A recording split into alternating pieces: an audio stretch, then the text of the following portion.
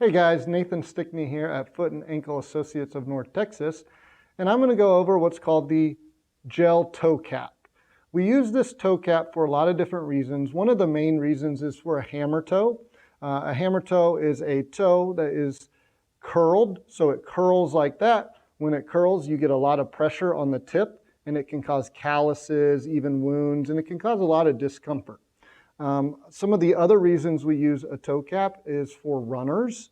Runners obviously are in shoes and they run a lot. Well, when you are in a shoe and you run a lot of times those toes, because of constant movement, can hit the tip of the shoe. Again, that can cause pain in the shoe. It can cause problems to the toenails on the top, and it can cause a lot of issues. Also, ingrown toenails or a nail deformity can cause rubbing in a shoe. This is another good way to try to kind of avoid that. So what this is a nice silicone toe cap. You can see right there. And what it does is it's very simple. If you have your toe just like that, you take the toe cap and it will just slide over the toe right there.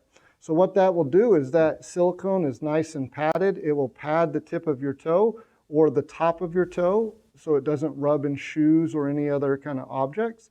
And that will really take a lot of the pressure off and help that pain.